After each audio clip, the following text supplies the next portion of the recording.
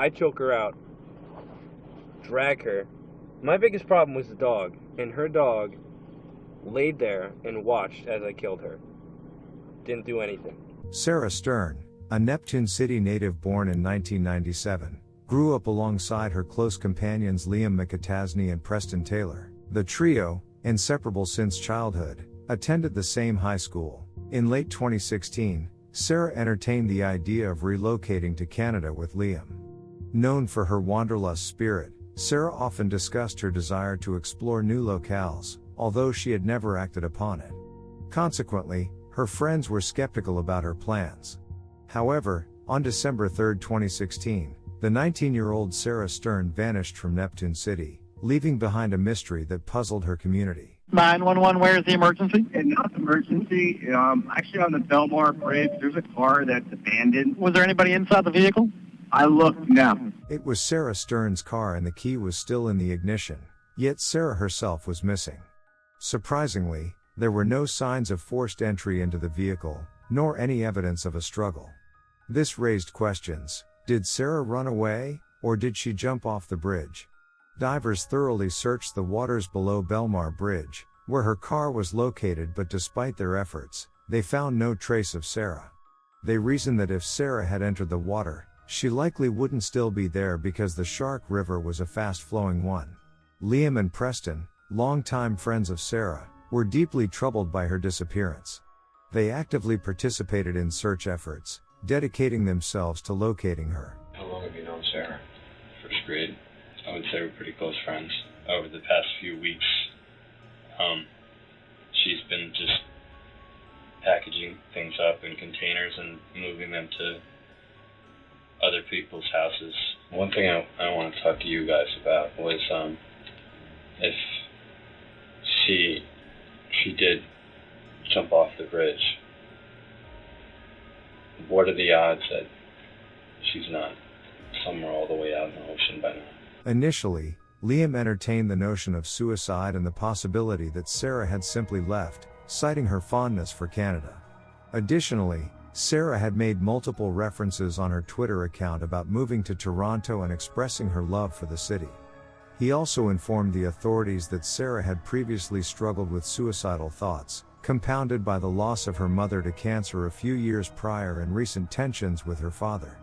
Consequently, it appeared that the most plausible scenarios at the time were either Sarah had jumped into the water or fled to Canada.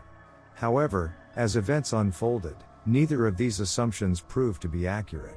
The final sighting of Sarah alive was on December 2nd, the day before her disappearance, when she was seen running errands with Liam. She had found money in the Avon house a few months ago, and she has a lockbox full of money in there.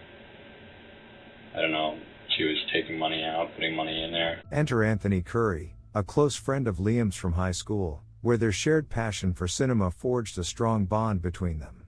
Just weeks before Sarah vanished, Liam confided in Anthony, sharing a disturbing tale. Liam disclosed his unsettling notion of murdering a girl, describing a plan to strangle her and dispose of her body from a bridge. By late January, with Sarah still missing after nearly 2 months, Anthony decided to approach the authorities and divulge Liam's chilling story. The police then equipped Anthony with a recording device. Sarah's whole deal was my thing, but I had planned Sarah's situation for me to be interrogated by cops. Like, that was whole part of my plan, to make me look not guilty. What did you finish throwing off? You didn't hear about it? It was all over the news. Right, but I didn't know if you went through it. Yeah. And the worst part is, we threw her off the bridge, and the body never showed up. It's probably frozen. It's probably all the way out in the ocean. Listen, I'm not gonna let Preston do anything dumb. I did something really dumb, and I planned it out for half a year. I have patience. On February 1, 2017, nearly 2 months following Sarah's disappearance, the case took a dramatic turn. Did he have you go to her house and move her before you got home from work? I see you're shaking your head. What does that mean? Yes. Okay. What did he ask you? Mainly he wanted me to look for his photos. because he dropped it. He dropped his what? His phone. All right, so you helped him lift her and throw her over the bridge. Okay. Was that hard to do physically to get her over the bridge? Did you guys know when she hit the water? Did you hear anything or see anything? No. All right. And then what happened after that? We got in my car and drove down, turned around, back to our house. Preston Taylor made a shocking confession to the authorities, leading to the arrest of both him and Liam McAtasney. Preston disclosed that on the night of December 2, 2016, he assisted Liam in disposing of Sarah's body off the bridge and into the murky depths below. The grim sequence of events unfolded earlier that day when Liam visited Sarah's home while she was alone. Her father was away. Liam proceeded to strangle Sarah. Dude. Alright, so I'm hanging out with her. She has, we went to the bank, she took some money out, not all of her money. We're counting it out, and then she goes to walk out the front door. I choke her out, drag her. My biggest problem was the dog, and her dog laid there and watched as I killed her. Didn't do anything. I have to leave. I dropped my phone at Sarah's house. My phone was at Sarah's house. Like, you left your phone out? Yeah, I lost it. I couldn't find it. I had to go to work. I had timed everything out. You should have left it in your pocket. Dude. What were you doing? Strangling someone? After the murder, he stole approximately $7,000 from her, revealing financial gain as the motive behind the heinous act. Following Sarah's mother's passing a couple of years prior, she inherited a substantial sum of money, information that Liam coincidentally stumbled upon. However, according to the recording presented here, Liam believed the amount to be closer to $100,000, significantly more than the $7,000 he stole. The worst part of it is, I thought I was walking out 50 grand, 100 grand in my pocket. She had one safe, and she took money out, and she only had 10 grand. And this money, I don't know if it was burnt or something, it's old money, terrible quality. I don't even know if I can put any of it in the bank. Spent a lot of money. And I didn't even get a quarter of it. So you only got like what, seven grand? Somewhere around there. After Sarah's murder, Liam contacted Preston telling him he had lost his phone in Sarah's residence, and requested his assistance. Then, Liam urged Preston to aid him in disposing of Sarah's body. Preston obliged and joined Liam in relocating Sarah's body beneath a bush near her residence. 8 hours later, under the cloak of night, they retrieved Sarah's body and placed her in the passenger seat of her own car. Liam assumed the driver's seat, with Preston trailing behind in his vehicle.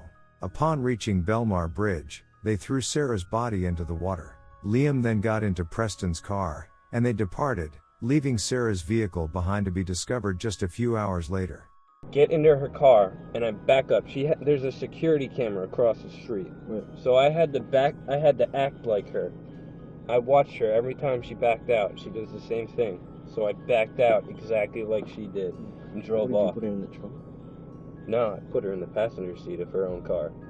And I had her buckled in the passenger Right, seat. so she looks like she's just sleeping. She's just sitting up. The prosecutors claimed that Liam had been plotting Sarah's murder for months. He even shared his plan with Preston, thinking they'd both get rich. Preston admitted to helping Liam and pleaded guilty to robbery, planning robbery, and tampering with Sarah's body. He agreed to testify against Liam at the April 2017 trial. Preston cooperated with authorities by returning to Sarah's house and revealing the details of what happened. He also disclosed the locations of 2 buried safe boxes, one in Sandy Hook, holding around $7,000, and another in Shark River Park containing Sarah's clothing. As a result, Preston Taylor was sentenced to 18 years in prison. Meanwhile, Liam maintained his innocence and faced trial in January 2019. The defense argued that the recorded confession appeared rehearsed and raised the possibility that Sarah had either run away or taken her own life. Despite Sarah's body not being found, Her family rejects these assertions. Liam had planned Sarah's murder for 6 months after learning about her inheritance. Initially intending only to rob her, Liam, the mastermind, and Preston eventually concluded that killing her would be the simplest means to obtain the money. In February 2019, Liam was convicted on all 7 charges, including first-degree murder, conspiracy, desecrating human remains, and tampering with evidence. Subsequently, in June 2019, Liam McAtasney received a life sentence in prison without the possibility of parole. Sarah Stern's body was never found. The tragic nature of the crime is underscored by the fact that Liam McAtasney orchestrated the murder of one of his oldest friends over what amounted to just a few $1,000s, when they were all just 19 years old. Initially, Liam McAtasney displayed cunning by misleading the authorities, effectively steering them towards the false narratives of suicide or Sarah running away. But then, he made the grave mistake of confessing the crime to a friend with no involvement, demonstrating a misguided trust that the individual would not disclose the information to the police, ultimately leading to his eventual downfall.